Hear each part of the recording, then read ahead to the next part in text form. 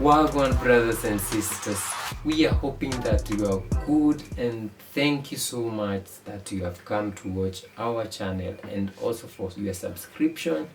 Thank you. So Zimbabwe has been one of the countries that has suffered under the hands of the United States government. Sanctions. It has been sanctioned. Although we saw Russia being sanctioned and nothing happened, people were like, Zimbabwe would be doing the same. You have gold, you have diamond, you have a lot of minerals. You can cushion that. You can cushion your economy with that. And I remember we would be making fun of Zimbabwe that you go to buy bread with money full on a wheelbarrow. I recently saw $50 billion. Zimbabwe dollars. Yeah, and somebody was just saying it doesn't even buy you anything in Zimbabwe. Yeah, exactly. Tell us, Zimbabweans, is that true? Yeah, so Zimbabwe has, suffered. And you know what happened? They are saying you're sanctioned. You cannot buy anything from them. If it's a computer, it's made in China. But some parts are coming from the UK. You cannot buy that. In the US. Yeah. So it's the Europe and the US. Zimbabwe has been experiencing these sanctions since the time of President Robert Mugabe, and it's like over 20 years. But now, the United States has imposed new sanctions against some powerful people in Zimbabwe for their alleged engagement in corruption and human rights abuses. National Security Council spokesperson RDN Watson said on Monday, Zimbabwe, since the elections, they said the elections were rigged, so Naga was not supposed to be the president now. Then it's like they really fought with the opposition because of that, because they were preventing opposition from doing their campaigns, among other things.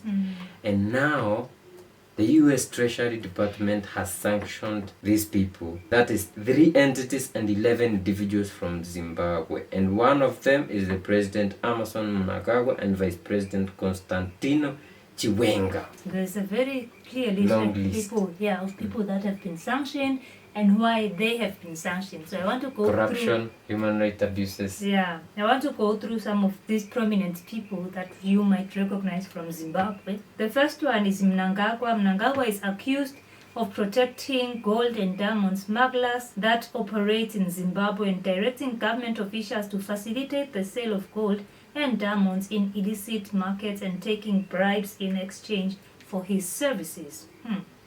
But I remember that because we had BBC having such a documentary.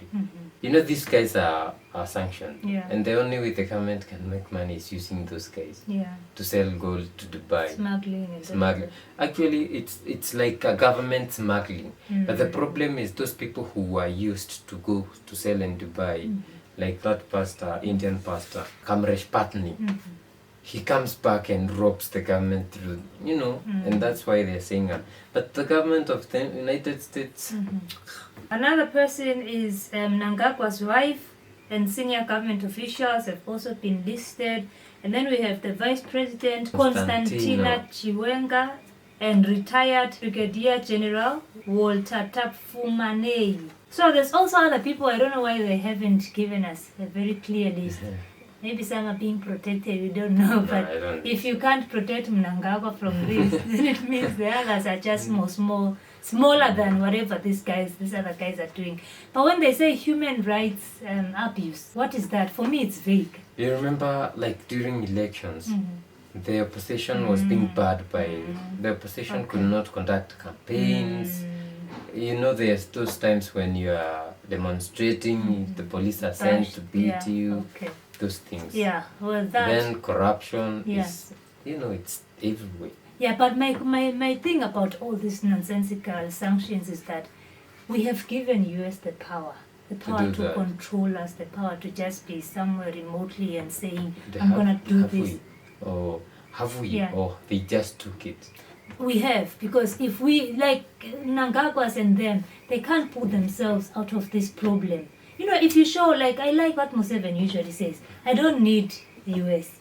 I don't need to go to the US. So even if they were to sanction Museveni, he would look for an a better option to do. If it's trade, he will look for other partners to trade with. But when you look at Zimbabwe, I think from the time they were sanctioned some years ago, they never recovered fully to be that very stable economy. So to me, I'm saying we have given power because of that. Yeah. If you are showing them that when they beat you, you fall and you can't rise up, you have given that person power. Stand up, fight, Mnangagwa. You have all the minerals in this earth, the same ones that they are looking for. When they are sanctioning you, it's because they want something that you have, and you are giving them the power to say, I am nothing. Even this gold is useless to me because I can't even take it to your market. You see? The big problem that we have in Africa is their democracy. Because when we talk about elections, it's their democracy. The way you are seeing the US doing on Trump, like they never wanted Trump to vie for presidency. It's the same thing you saw happening in Zimbabwe, because it's the same democracy, Western democracy. But imagine, talk of Russia, they were sanctioned, but who was suffering? It's them. You know, when you are sanctioned, it doesn't mean that because I cannot get a certain generator from the US, that cannot get it from Russia or China or India. You can, without their part. Look at AES. AES has been able to cut off France. Are they dying? No. The same thing I'm saying. You have given them power. So the biggest problem is our African leaders, especially those who are brought by this nonsensical democratic whatever. Once they come in, they usually come in through corruption and rigging and all that. And when in, they continue doing the same. They are not there for the people, but they are for their stomachs, for their bellies. And when they are there, they are not there to develop. So when you hear these guys, the US talking about smuggling of gold, corruption, maybe what goes back to serving the people is like 5% of whatever is sold. So the likes of Cambridge Patton takes some, then the other guys takes like maybe the other big chunks, the leaders and all that. Then 5% goes the people. So there's truth in that. And I've been seeing people complaining the roads are bad, but nobody cares. I mean, people are suffering, nobody cares. At the end of the day, they are not suffering. Mnangagwa is okay with his family, living their best life in that same country where people are suffering. So it's just the people of Zimbabwe to say, enough is enough, or the army to say, we are taking power back to our hands. But the army said that only when the Western media had beaten Mugabe. Like, man. Very misplaced priority. Yeah, but anyway, Mugabe left and he went to be with his ancestors. And Zimbabwe still of course, every leader has his positives and flaws. And Mugabe had his best times and his flaws. He tried to get land for his people. He didn't try, he did it. Yeah, very perfectly. Like Zimbabweans are living, some are living in their farms that were taken away. And you know, these sanctions, some are because of that, some are because of sending his army to Congo. So it's a whole complicated. It's time for the rest of Africa to take back power into their own hands. Sahel countries, the years have shown us the way. France is now a toothless dog. Have you seen a dog that has been rained on? The way it walks back home and, you know, looking sad and funny. That is what France looks like right now when it comes to AES. Why can't we do the same? We need to do that. And power is not given. Taken. Yeah. Guys, let us know what you think in the comment section down below. Do you feel like we have given the US too much power such that we are just helpless without them?